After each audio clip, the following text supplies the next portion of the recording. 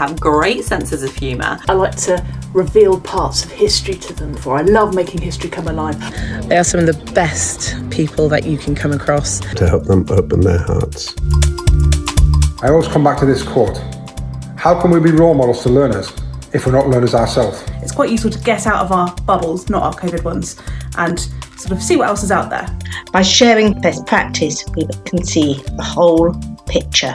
We can see what really matters.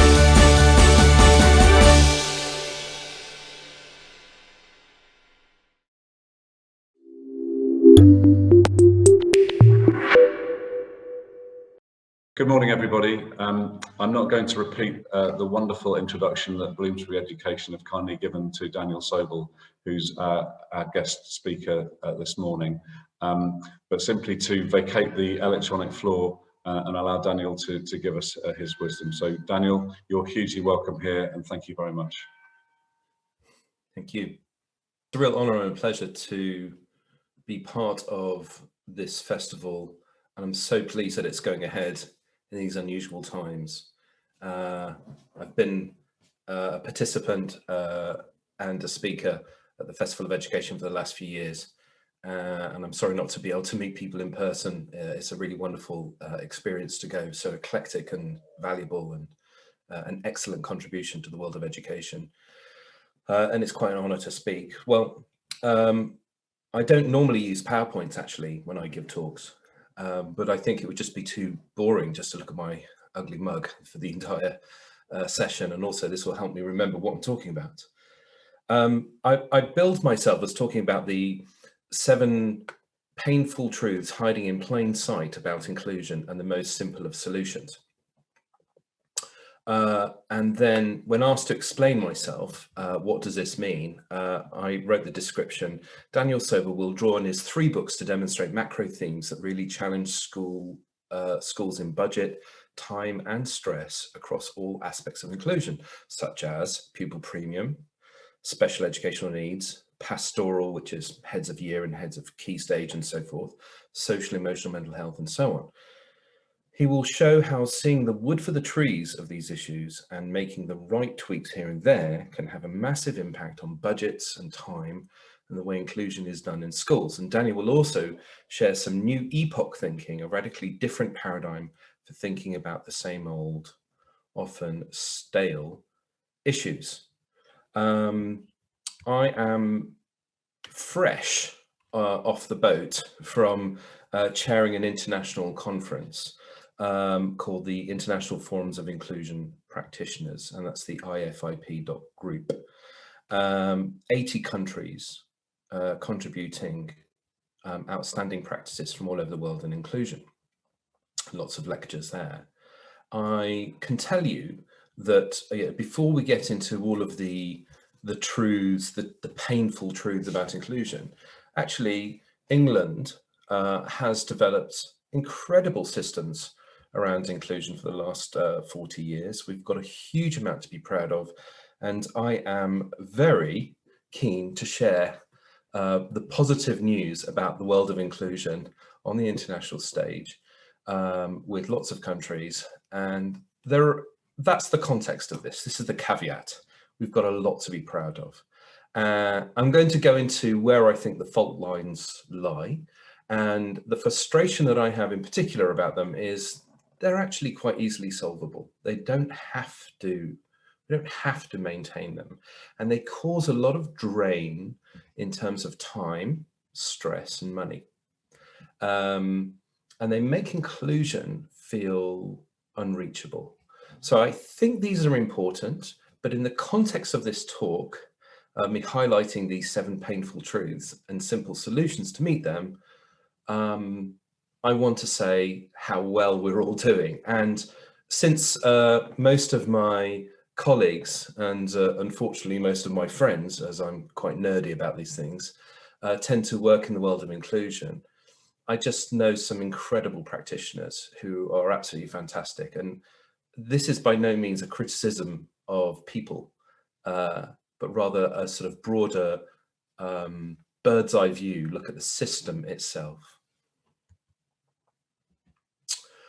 I've spent a lot of time giving lectures all over the shop and also writing about it. And I want to thank Bloomsbury Press for being so supportive of my work.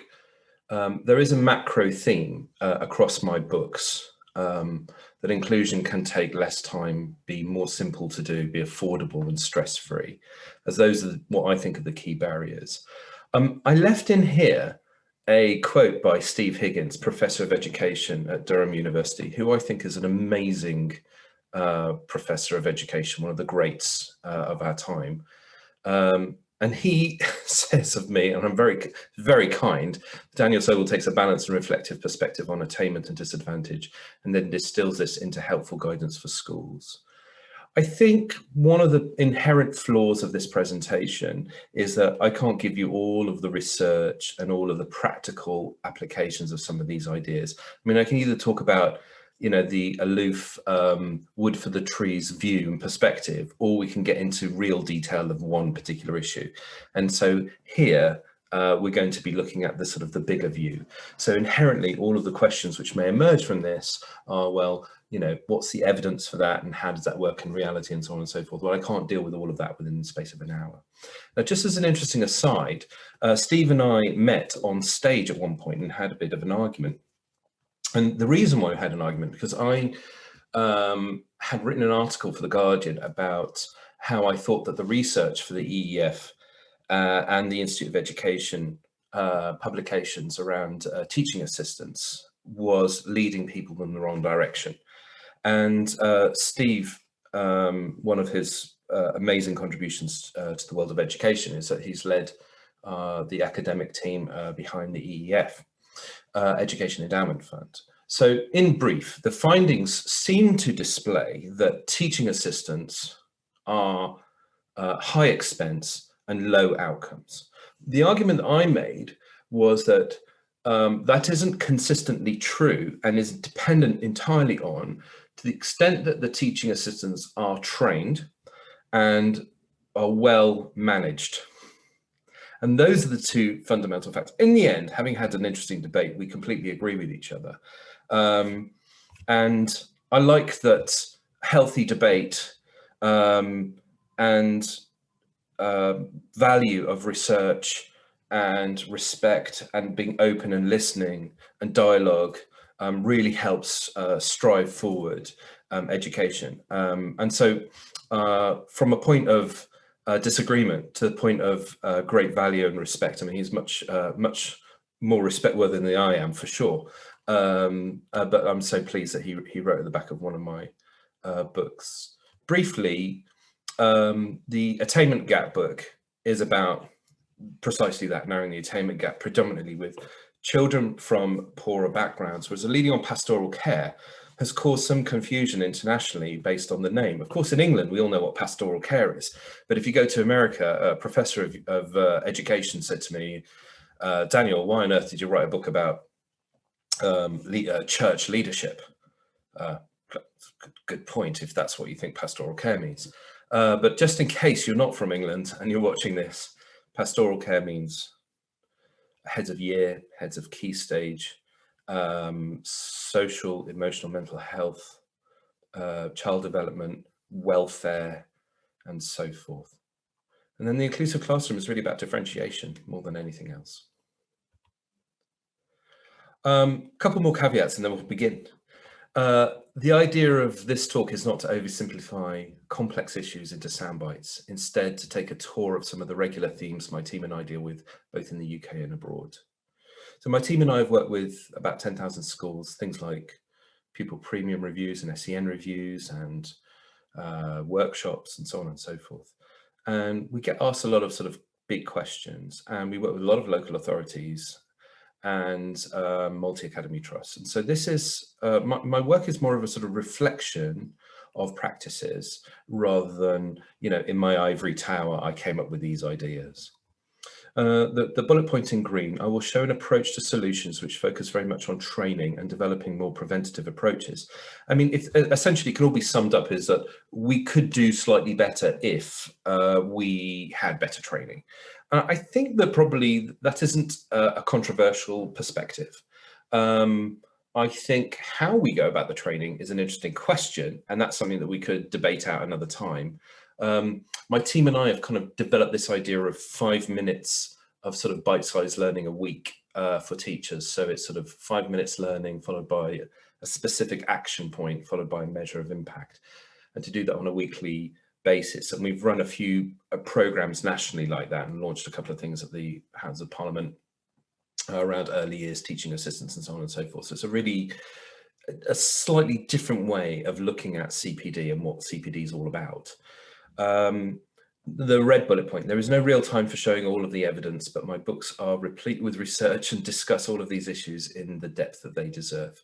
Having said that, I must say, although they were in their own little category of education bestsellers, I haven't really had anyone who sort of come along and massively disagreed with them, partly because I just don't think they're massively controversial, mainly because the focus is trying to be as practical and helpful as possible.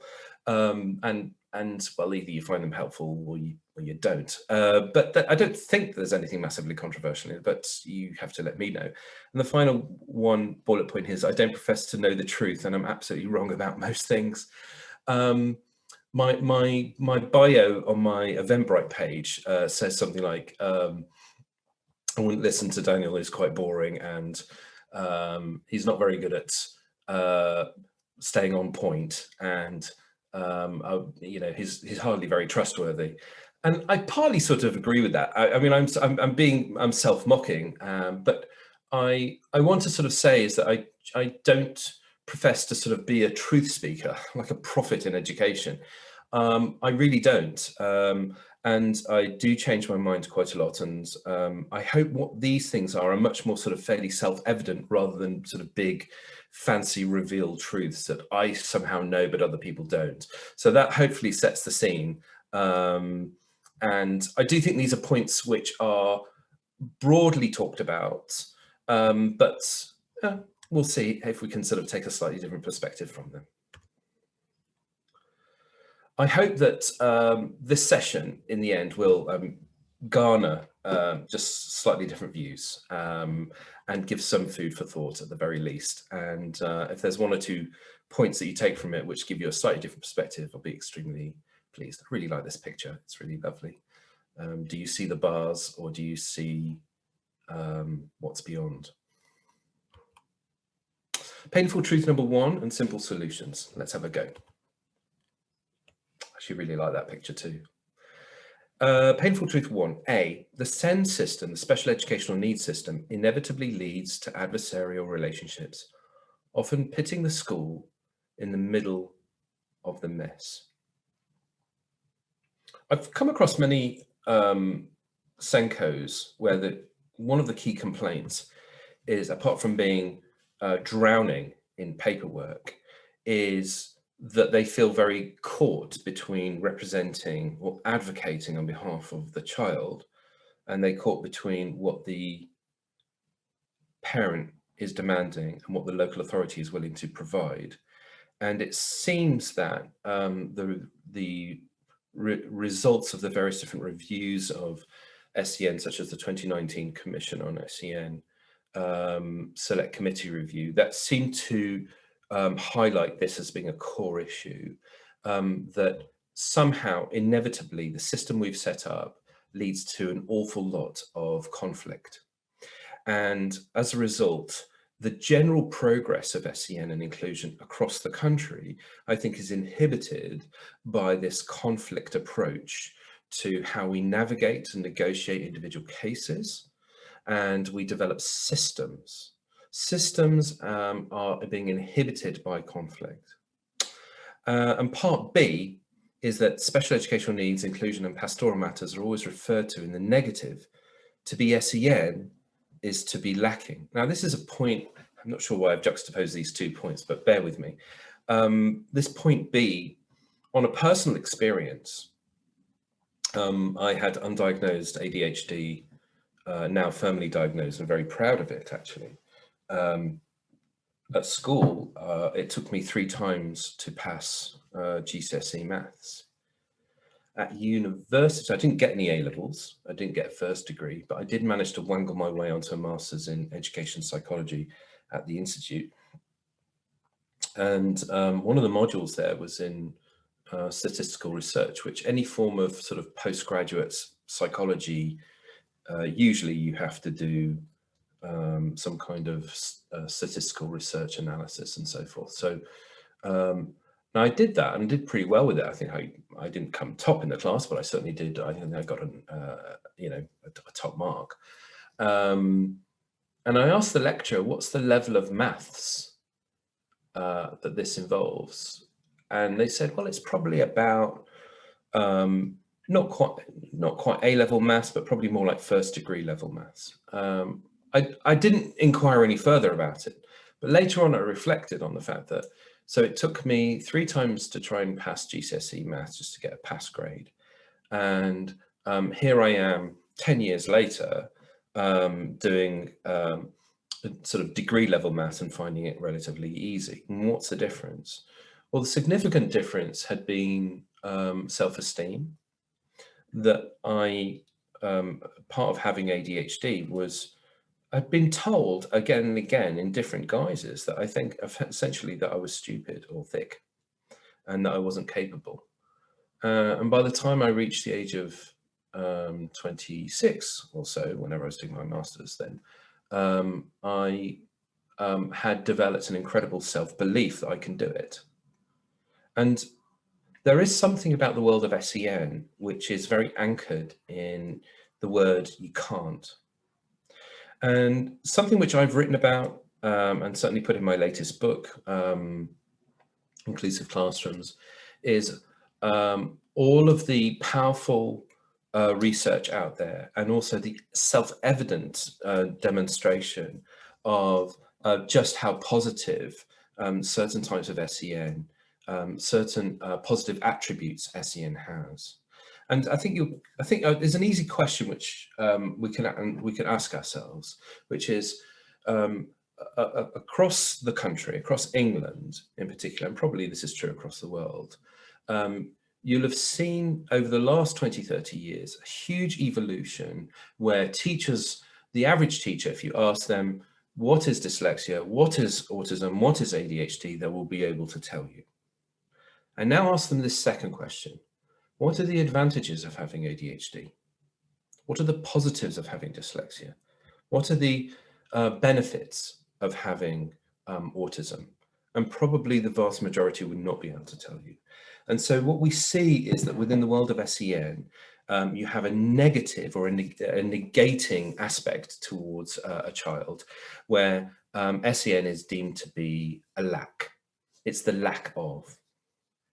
Now, this is in itself a huge topic, but the impact on children and the impact on attitudes of teachers towards those children and parents' attitudes towards their children and so on and so forth has probably, my guesstimate, the biggest impact on the progress and the development of children of all of the issues within SEN.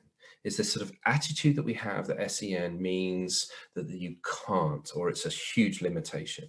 Actually, there are huge positives. And let me allude to just 2, possibly. One, probably all of the greatest thinkers in history had some kind of special educational need.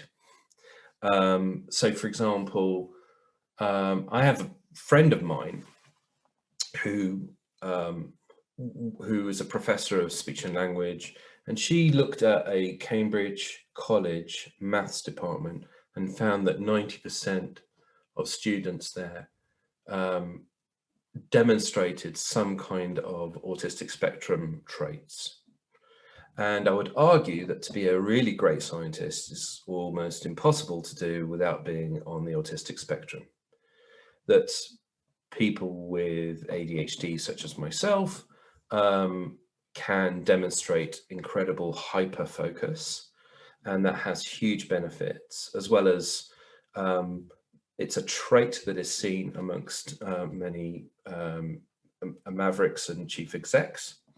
And dyslexia is famously associated with creativity, and I think that is increasingly known, I suppose. But there's a huge amount of research into this, and I recently wrote an article for Head Teacher Update detailing some of the academic research on the issues, so please look there. But I think that at the moment we always begin and end the entire narrative around children with special educational needs as something that they simply can't do and how they are lacking. This is one of my favorite, I'm quite into jazz, and this is one of my favorite jazz pianists is Michel Petrucciani, who had multiple physical challenges in his life, and of course attitudes towards, I mean, he was active in the 60s and 70s, and at the time attitudes towards children growing up, I guess in the 50s, where he must have grown up, would have been extremely limiting about their capacity and capability, and that makes him more unusual. How many, I'm just thinking about how many jazz professionals I know who have different kinds of physical and special needs. They're not that many, I suppose, but think about how many there might be if we thought about their potential. Okay, so these are my very simplistic solutions that require a little bit more unpacking, but here we go. From empty bucket syndrome to fostering independence. So in terms of the adversarial relationship between schools, parents, and local authorities that surround SEN, here's a completely different way of thinking about SEN. So instead of thinking about it in the way that it's thought about at the moment, which is essentially like an empty bucket. So my child needs this, can I have more? I want this, so give me more. I need this, so can I have more, etc. And it's all about more and more and more. And that's where the conflict usually lies. I want 33 hours of support for my child, and the local authority says, no, you can have 12 hours, and there's a clash, and it goes to tribunal. And by the way, about 88%, I think, of all tribunals are lost by the local authority. And the local authorities are hemorrhaging the high needs block of money. So what can we do about this? So here's a completely different way of thinking about it, is if you put in the middle of a piece of paper the word independence, and ask the parent and the teachers and the local authority, what can we do to foster independence, to maximize the independence of your child? And let's try and work out what that looks like. Well, inevitably, the answer to that is to do less and less and less. So this year, we're going to give 20 hours worth of support for this particular child. How do we measure or mark the progress of fostering independence sort of by next year? Well, let's diminish that, not increase it. It's about fostering independence, being able to do more, the child, encouraging the child to be able to do more and more on their own. This shifts the paradigm of SEN across the board. And of course, that very kernel of an idea needs a lot more unpacking, but hopefully that's food for thought. Number two, speak about the advantages and positives of SEN2. Begin and end with strengths. Ensure all teachers know about the strengths that SEN can become, and possibly the strengths of the individual child. At an annual review, for example, with a child with special educational needs, ask the question, what are their great strengths? And how can we build on those? And number three, there's no room for labels in a school. We only talk about children and presenting their needs in the school. Now, I wrote a chapter about this in my yellow book, the Inclusive Classrooms. And theoretically, it doesn't fit in the book because the book's about how to do differentiation in a very easy and simple way. So why did I add it there? Because I think that actually the beginning point of SEN for a lot of SEN is about the label or the identification or the diagnosis. And actually those are medical and psychological terms which don't have a huge amount of practical use in the actual classroom and in the school itself. Now, this is a huge debate point, which is why I dedicated an entire chapter to it. And it does require some thinking about. It's not as simple. I mean, I personally enjoy the fact that I have an ADHD label, but it doesn't necessarily help a teacher of mine understand who I am, because actually ADHD can express itself very differently between two different individuals. And that's the key point. We need to be looking at children as individuals, not as labels. You can have children who are on the autistic spectrum, for example, who display 3 or 4 or 5 or 10 different types of individual needs, and you could have those in your classroom. So the idea of just giving them the label of autistic doesn't help you as a teacher at all. If anything, it actually kind of gets in the way of thinking of them as an individual child, and with individual needs and with individual strengths. So I argue that the next epoch of SEN is, now that we've understood labels and we've accepted labels and we get labels, it's time to drop the labels. But that is a much bigger debate, and more, we don't have enough time to sort of really go into that. These are issues which we have lots of different perspectives and different angles on. And the idea that one person knows the answer to these things is really frivolous. Painful truth 2. All gaps in SEN and major problems can be addressed far more easily in the early years and first years of primary school. And yet this is the least funded and respected part of our education system. B, most of the time consuming cases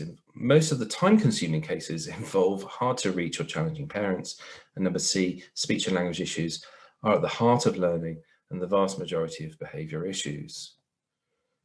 Let's just stick with C for a moment.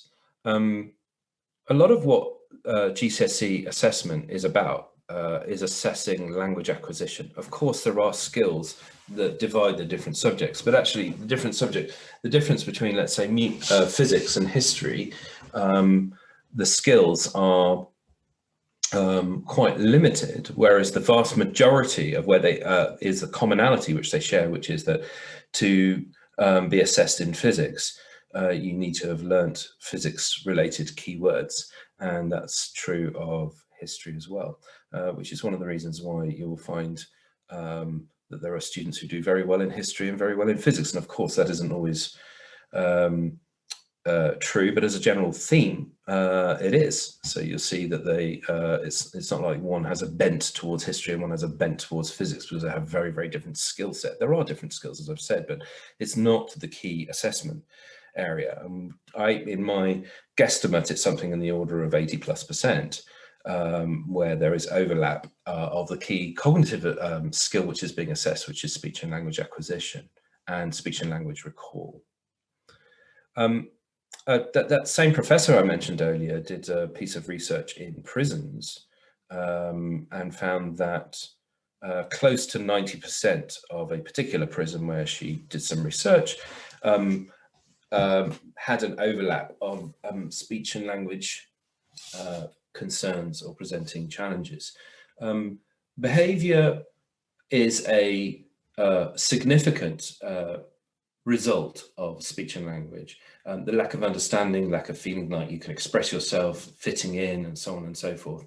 A way of avoiding work because I don't get it, and so on and so forth. There is a huge overlap between these. And so both in terms of what education is trying to affirmatively create, which is about the language acquisition, and also about what we need to negate in terms of the challenging issues in education, such as behaviour and so forth, and the ramifications of behaviour. Speech and language is an absolute fundamental. Now, my guess is that like myself, who went through teacher training, the vast majority of teachers simply don't know enough about speech and language, and yet it's in their classrooms and it's everywhere. So that's the sort of big revealed truth that is kind of hiding in plain sight. And part A, which I've written here, which is about gaps in SEN, most major problems can be addressed far more easily in the early years. I've always said to schools, if I go to a secondary school, I said, one of the things you should do really is reach out to your primary schools, your feeder primary schools, and support them and invest in them. And it's the same with your primary schools. Go and speak to your early years setting and invest in those. The gaps get worse each year in not quite a cumulative sense, but it feels like that sometimes. And certainly many of the gaps can emerge. I did a sort of interesting question once where there was a sort of group of about 500 school principals, and I asked them, at what age do you think that you can tell outcomes for children? And by the way, I don't know if this is absolutely true, but it was interesting from their perspective. And they suggested by the age of 5, you could tell which were going to be successful at GCSEs and A-levels and which were going to really struggle, and where some of them might end up in a pupil referral unit, and all of these sorts of common outcomes to see and sort of categories. And it was really interesting. I'm not sure if that's always true, but certainly that was a particular perspective. The vast majority of those school principals felt that that was true. And that in itself is quite a shocking reveal. And I would hope that isn't true in reality, but it's quite shocking. I certainly feel that the early years seems to get the least amount of money, time, focus, respect. It seems like from a broader perspective that the most focus and time seems to be at the secondary level, and then the next authority down is primary, and then whoever listens to the early years. And my view has changed over the years, that I think that the early years unlocks a lot of the secrets around effective education and inclusion, which is one of the reasons why my team and I launched an early years program at House of Parliament. I've run this with many local authorities and about 10,000 schools or so, to try and support and develop early years practice. Not that I myself am an early years practitioner, and I'm in awe of those who are. I also happen to think, as a useful sort of outcome of this, as a potential solution, I do think it'd be very useful for secondary and primary school teachers as a CPD day to go and spend a day in an early years setting. And you'll see the relationship between social and emotional aspects of learning and learning, social interactions, emotional engagement, participation, and learning itself. And as human beings, that's probably an accurate viewpoint. In the secondary school setting, in a much more extreme way, we divided these two. We have a sort of pastoral department, we have a curriculum or a teaching and learning department, as if these are somehow magically divided as we get up through the school, but in reality they're not. And you see this most clearly in children with special educational needs and with various vulnerabilities and challenges. In fact, all children, of course, display vulnerabilities and challenges at certain times.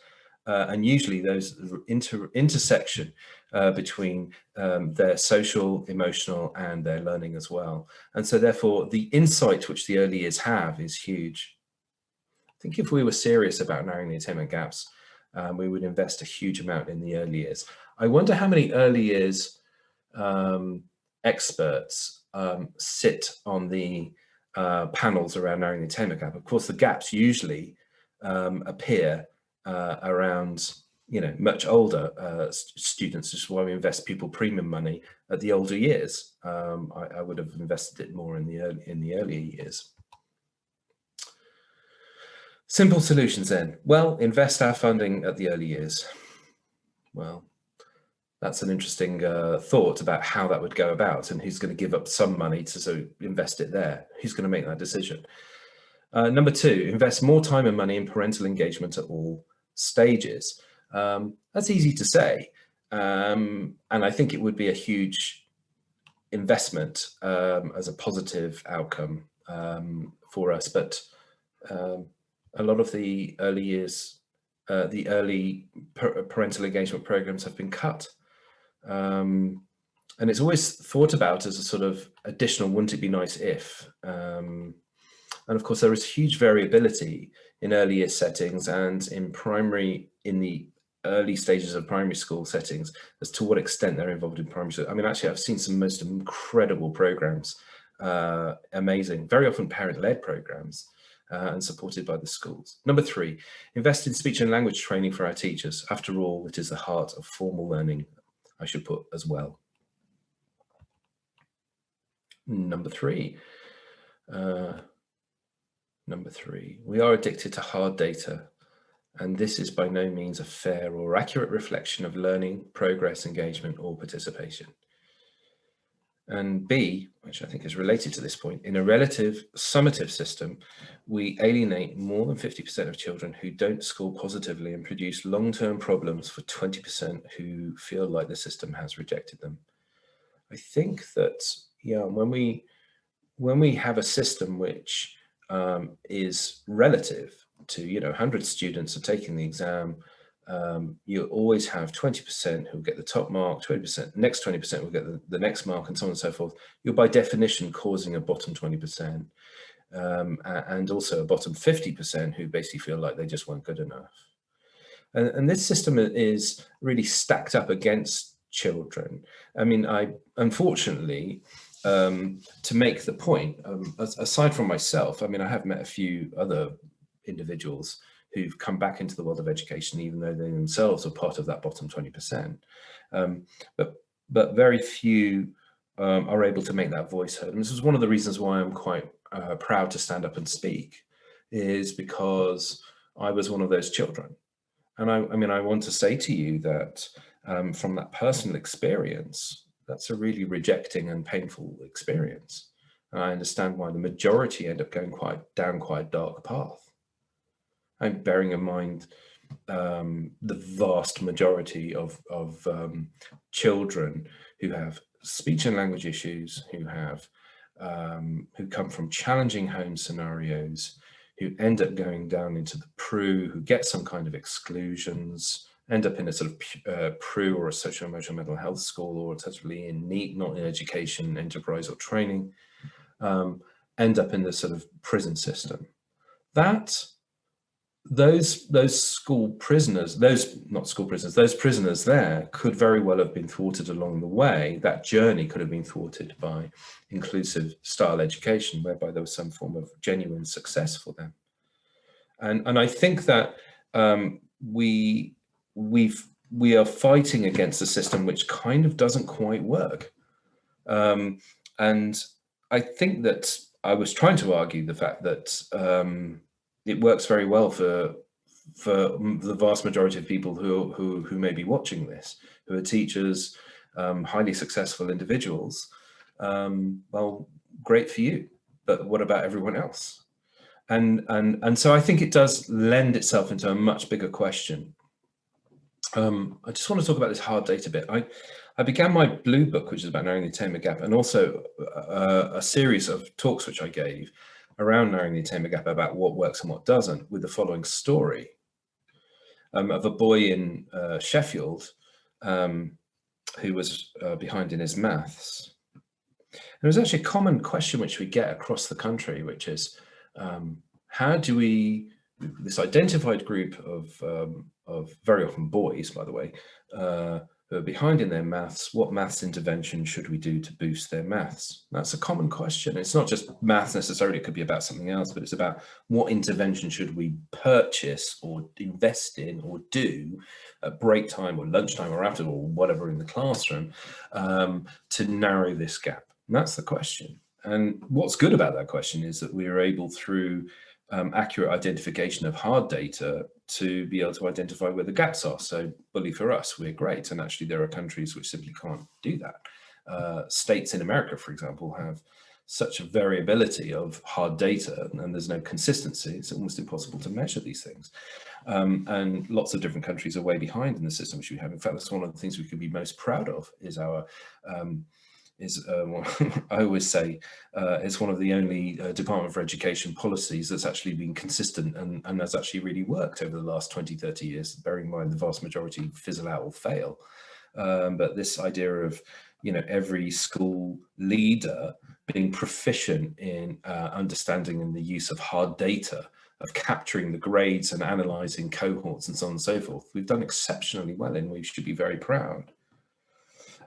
However, it does eclipse problems. And in this particular story, which I've told of a boy in Sheffield, there in that particular case, when I went and spoke to that boy, and this is just simply by means of an example, and that particular boy, we found that he was turning up late to school every day when maths was period 1 for some reason. And the reason why he was late was because he had 2 siblings who had significant physical challenges and needed to get onto the special needs bus, the special needs school bus, I should say. And he's helping single parent mum get those children ready in the morning, his siblings ready in the morning. And as a result, he was missing his own school bus. And so by the time he got to school, because he had to catch one bus and then another bus and then do a bit of walking, and he was getting to school at 9:30, he missed most of the lesson. He was behind in his maths. And in answer to the question, what maths intervention would work, or what additional maths should he do at break time or lunchtime? The answer is, well, for goodness sake, don't give him extra maths. That would be a terrible thing to do. This is a boy who's acting like an adult at home. He's being what you call adultified, and the only social interaction which he is having is at break times and lunch times. I wouldn't take those away. I think it's deeply unfair and unhealthy for him to do that. So he needs his social time with peers. And also there is a danger, of course, in giving him extra maths or tutorial with maths or support with maths in the way that it kind of gives him the impression that he isn't good at maths, which actually isn't the issue. The issue is he just needs to get to school. So what we did was we decided to buy him a bike so he'd get to school on time. And that I use as an example of a sort of soft data solution for a hard data problem. And I give so many examples in my blue book about this. And I have to sort of, and the reason why I'm mentioning this is because actually there was a really funny response that a head teacher wrote to me and said, I was really inspired by the story, and as a result, I decided to buy 40 bikes for my school. I just thought, gosh, that's completely missed the point. 40 bikes.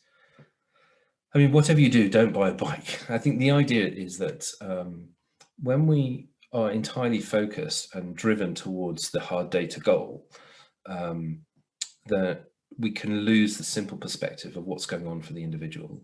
And actually the most effective solutions I've seen across the country tend to be, well, what does the individual really need? And let's focus on that. And very often that is extremely cheap, highly effective, usually very personalized, and usually quite enjoyable. And I'll give you one other example, which I really enjoyed this example because I thought it was so simple and easy and says so much about education. It happened to be in a case in Blackpool where there was a really big school actually, and that had a really challenging cohort of sort of inner city Blackpool boys who hadn't really ever left Blackpool, certainly didn't go down to the pleasure beach all the time, and sort of grown up in a very sort of challenging estate. And this is a group which the school had rightly identified were going to fail their GCSE maths. And I mean, even though this is about a story about GCSEs, I hope it has a sort of broader impact on sort of all different stages of education. So here in that particular story, the question was, what maths approach should they take with this group? Now, when I spoke to the group, they articulated to me in no uncertain terms how much they hated maths. And I understood that I could relate to it a little bit, but, you know, kind of guess I discovered that their parents probably hated maths, and they probably this hatred of maths had much more to do with the fact that they were no good at it. Actually, maths is one of those things which is, even though it presents itself as being a sort of its own sort of cognitive challenge that all has to do with computation and so forth, but actually, this is one of those sort of, getting back to the point about physics and history, which I mentioned before. One of the biggest issues with maths is about language acquisition and language recall. So just think about the key words in maths. The word multiplication, that's a long word. subtraction. And not only is it a long word, but it doesn't even sound related to a word that you might be aware of already, that you can kind of fit it into your world. The words around maths are complex. Anyway, the answer to the question of what should they do at break times or lunch times of doing some additional maths program to sort of boost their maths is, well, for goodness sake, don't do that. They absolutely hate maths already. What's the point in giving them yet more stuff that they're going to hate? More opportunity to experience failure. In the end, it was very clever of the school to take them camping, and it was the maths teachers that took them camping. They never left in a city, Blackpool, before.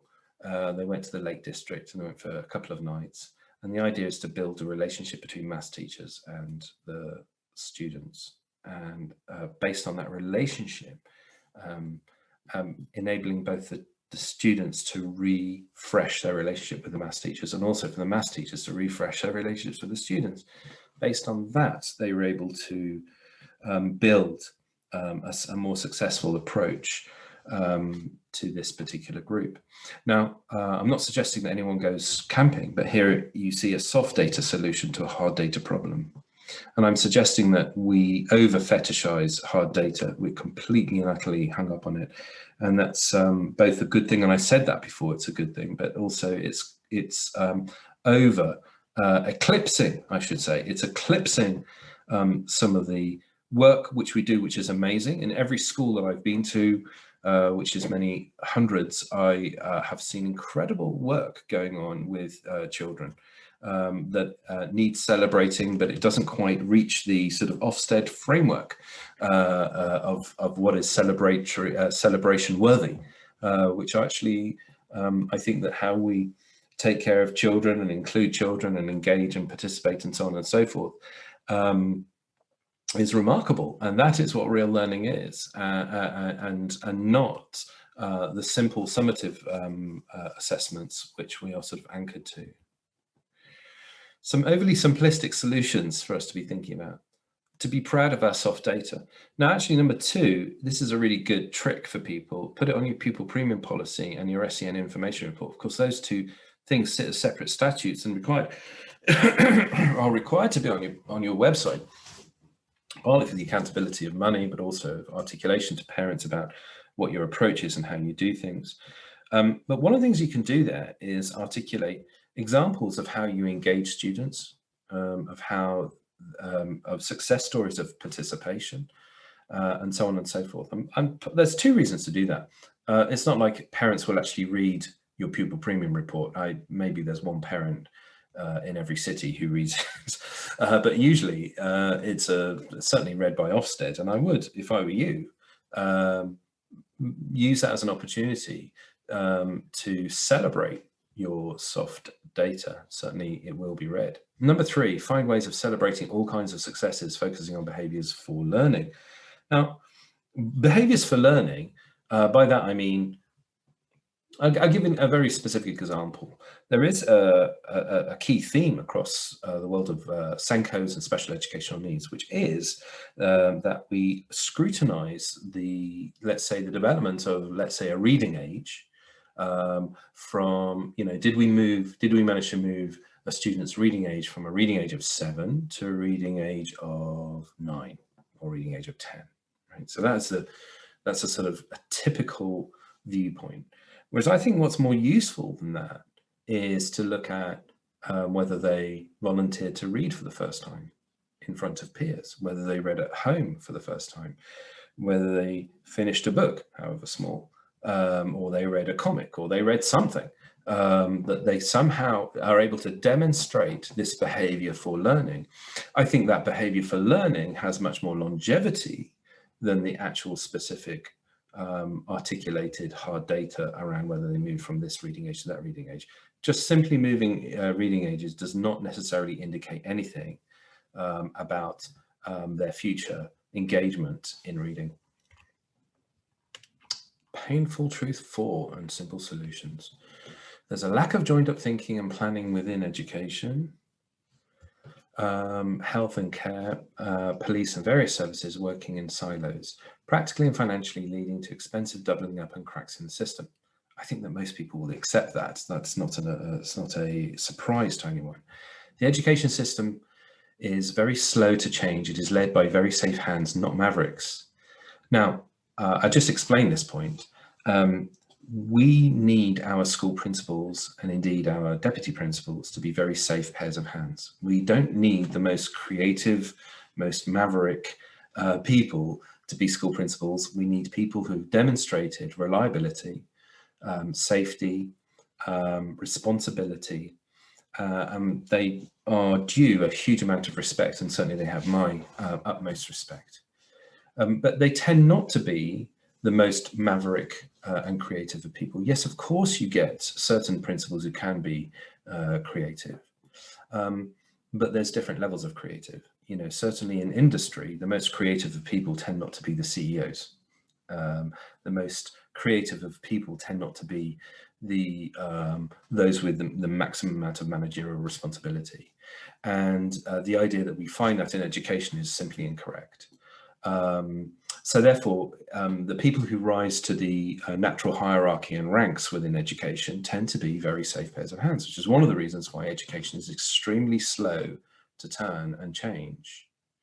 We are a very traditional setting, and I think that is a major limiting factor for us in terms of the development and shift of these sorts of things. So the very first problem A, which I'm putting out here, which is the link, or the siloed working between different, is partly due to the fact that people leading those organizations tend to be very, very safe pairs of hands and not particularly maverick and experimental.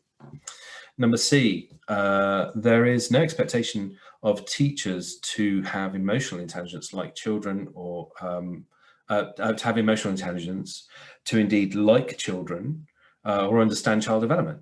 The in loco parentis aspect of the role has broad disagreement at the moment about what it means and implies for staff. Let me just explain this problem. There is a wonderful school I know that they are the highest performing state school in the United Kingdom. They happen to be based in Wales, so it's inaccurate to say England. They're in Cardiff. Now, I went to go and see them and see why they are so high performing, such a mixed intake, Pupil Premium, SEN, different types of needs in school. Why are they so high performing? So I put it down to 3 core points. One is when they hire staff who they believe demonstrate a high level of emotional intelligence. And the reason why they say this is because they think that emotional intelligence is the core of of successful teaching, as opposed to the specific pedagogic skill that they could demonstrate in delivering a particular lesson, because they've said that we will teach them how to teach, but we can't teach them how to develop emotional intelligence. Now, at the moment, this is not a factor that most schools prioritize when they hire a teacher. Of course, there'll be some sort of, I guess, attitude which they'd be looking for, but it's very difficult to tell in an interview, I suppose, what their real attitudes are, because people always put their best foot forward. But what you can tell in an interview is, you know, did they construct a good lesson? Can they teach a class? That ended up becoming the priority. In this particular school, what they're looking for is emotional intelligence, and there is an interesting question as to how to do that and whether you can really do that. And how they go about it, but they've seemingly been very successful. By the way, there are 2 other things which they do in their school which I believe lead to their success. Number one is, so the second point is that the senior leadership team every single week asks 2 fundamental questions. Number one is, how can we remove the teacher burden? How can they diminish the stress of teachers? That's the key question for them. And they ask it every single week. And the second is, how are our teachers? How are they? They're interested in people and how are they doing? And investing in people. And the third thing which they do, which is really quite remarkable, is they invest in providing a huge amount of support for teachers and teachers' well-being. So, for example, I think that they have things like massage and yoga available, counselling available on a weekly basis for teachers. They can bring in their ironing once a week. They get their car valeted once a month. They get huge amounts of perks for this job. This is a state school, right? I can't list them all off the top of my head, but there's a huge amount. Like the package is very, very, it's like working for Google or something. It's just remarkable, really. So what's the result of this? This is investing in the well-being of teachers, investing in the de-stressing of teachers, and investing in the emotional relationship between teachers and students. And that leads to the results. And what is effectively a very calm, a very positive, very happy school. I went along to that school with another head teacher who is as a principal of a similar size school, as a very large secondary school. And she said, well, we could never afford this package. And then I asked her, well, how much money are you spending on recruitment each year for teachers, for your turnover? How much are you spending on teacher absence? Teachers going, off for stress, and so on and so forth. Once we started looking at it, we realized that they were spending close to £100,000 on these items. And how much was this social, emotional, mental health package and well-being package for the teachers? About £100,000. And the generation of positive feeling and positive experience in that school was really remarkable. I think I'm going to move on to the solution. We're running out of time. When you keep criticizing kids, they don't stop loving you, they stop loving themselves. Simple solution. Multi-service training, planning and budgeting. It's something which I'm doing with Dr. Shirley Gallagher Woods, who's a commissioner for, and she's also chair of the commissioning body of Greater Manchester. And I'm interested in her and I looking at how we can get representatives from the various different fields related to education, such as police and the NHS and so on and so forth, to train together, to actually develop training together and come up with number 3 says stakeholder-led local solutions for local issues by local people for local people, which any of you who know the League of Gentlemen reminds me of Royston Vasey. But as opposed to taking a national view, which probably doesn't really apply to many local authorities, and this is one of the major disgruntlements, is that actually every local authority in regions different, has different issues on the same old same old problems, manifest themselves differently in different areas. So anyway, that's something which we're developing at the moment. And number 2 is welfare and well-being of teachers and children should be prioritised not as an add-on but as an essential pillar of the school system. And anyway, I hope this story of that school in Cardiff inspires people to do that. It's just, I mean, I personally believe our teachers are our greatest. I mean, somebody told me actually when I started my own organisation that my greatest asset are my staff, and take care of them and they'll take care of you. And actually, I think that's really true. And I really don't believe in a sort of this hardline approach to either behaviour or staff. There's certainly no evidence from the research that works, whereas there's huge amounts of evidence that investing in the well-being of staff and the well-being of children, that approach works. Later that day, Sally taught herself to ride her own bike. Can't remember why I put that here, but it's a really lovely picture. Painful truth number 5. And actually, we've got 3 more, so I'm going to try and speed up. Here we go. Money isn't the real solution to the big ticket items. Of course, we always need more money, but you can't buy your way out of gaps. Gaps are not solved by interventions. I do ask a question about whether you would, in 2 particular schools that I saw in the same week, one where they withdrew students who had a reading, who were behind in their reading. They withdrew the students from their English lesson to do an intervention and sort of boost a computer-based program, compared with the other school where they did a bit of pre-learning and overlearning and answering that, where TA sat with them at the beginning of the lesson, the identified group of students. This is where we're up to in the narrative of the story, the book that we're reading at the moment. This is what the key words are. Here's a question that you can answer, and here's a question that you can ask. Which one of these 2 different approaches, the withdrawal approach to an intervention or the keeping the pre-learning keeping the group in the classroom with pre-learning and also doing some overlearning at the end, which would be more effective? Now, whenever I've asked that question to large groups of teachers, they nearly always say the second one. And yet most of the SEN industry is built on the former, which is, we do sort of interventions. And I'm suggesting that even though there is this thing called Pupil Premium and SEN funding and all of these sorts of things, the majority of those interventions don't really work anywhere near the investment in teacher understanding of children and also quality first teaching. On the slide picture here, it says trauma and brain development, is simply understanding that some of our children who have the most challenges actually have, in terms of their displaying behaviours, are not complicated to understand. We very often very simply understand what the behaviour is and indeed how to respond to them. It's just a matter of simple training. Number one, invest more in teacher training and support around trauma, SEN and understanding needs, because I think that would thwart a lot of problems. When I say thwart, I mean just prevent a lot of problems from emerging, because we simply understand and we can recognize immediately that a child is headed towards a particular problem. Number two, observe children and not teachers. And I put in my yellow book about how to do this. I think we need to take the stress away from observations of teachers and focus more on children and are we meeting their needs in the classroom. By doing that, we should be able to pick up on preventing the most common challenging points in any given lesson. And again, I wrote about this in detail in my yellow book. Number three, scrap most interventions and focus on supporting teachers with pre and overlearning and quality first teaching.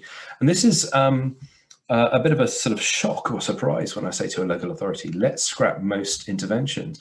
I'm not talking about social, emotional, mental health interventions such as counselling, and we never have enough counselling. But really a lot of these interventions, my guess is, and this is certainly plays out in schools where they have outstanding inclusion, where they have no exclusions and they have very little behavior problems. Most of those schools that I've seen invest more in terms of what's going on in the classroom than what's going on outside of the classroom. Painful truth number 6. Top 10 most challenging cases in a school can take up 90% of the time and stress of the senior leaders and other staff. And B, we react rather than prevent. This is both a time and cost draining way of managing children on the edge. And what's interesting about sort of doing behaviour response in an environment where it's set up towards responding to behaviours. And I'm fresh from seeing a school where I went into to look at the system which they have. And one of the things I saw was that about 10 hours of this particular deputy head's time a week is spent supporting behaviour challenges, which is emerging in classrooms. Now, of course, reacting to behaviours is going to have a negative impact on that particular individual if that's what they're doing all the time. And number two, on the peers in the classroom and also the teachers who are teaching those classrooms. This is a non-sustainable way of thinking about behaviour. And certainly you can't punish your way to better behaviours. It simply doesn't work. And again, there is a small trend, a resurgence of sort of very authoritative traditional way of approaches to behaviour, but none of that bears out in the research.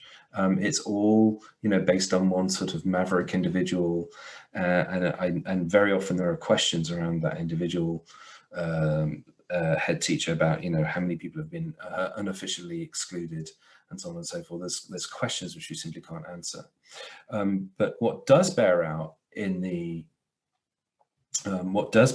research is investing in sort of positive relationships, preventative measures for behaviour. And I detail a lot of these in my book. And in my green book, I put about pastoral leadership, leading on pastoral care, about the need for training in how to do effective meetings, to minimise paperwork, to prevent negative meetings with parents, and also how to diminish the 90% of time which you're spending on your top 10 cases to bringing that down to more like your 10% of time. And there are simple ways of doing it. It's not like we have no idea how to do it. It's just that the problem is we don't teach people how to do it.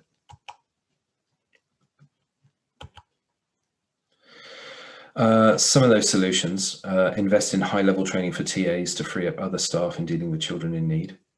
I definitely think that, one of the best investments I made was in a TA who had a specific focus on dealing with behaviour stuff, but more about preventative and supporting teachers.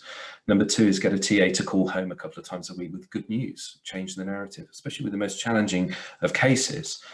Calling home with positive news is a way of reshifting and reshaping a relationship with the most challenging of parents. And number 3 is develop prevention policy, which is all about belonging, thwarting all kinds of behaviours and expensive distractions from the business of teaching. Instead of having a behaviour policy, have an engagement or a participation policy, or a prevention policy. Those things are more useful and more manageable and less stressy. Number 7, finally. Whenever there is a problem with a student, we automatically think that they, i.e. the student, are the source of the problem. But actually, often they are not. There are staff and other children and environmental factors at play. B, teacher attitudes towards children have a significant bearing on outcomes. And C, unofficial exclusions are a result of all of the previous painful truths put together. There's an interesting question which we have at the moment, is how to diminish unofficial exclusions. And I think the problem with that question is that it's so overlaid with so many of the issues which I've already mentioned. Let me just go to the point A here, which is we always think about the child as being the problem, and actually very often it's not. And sometimes it is, of course, but we need children to behave and align themselves with our environment. But if the environment is, let's say, too bright or too loud, that's simply not going to happen. Now, there are easy and simple ways of adjusting this. I have to say the majority of cases which I've been involved in as an expert witness and seeing where the exclusions, and just looking at the exclusions, it seemed that there were always, it's interesting, so there were always classrooms where this child was extremely successful.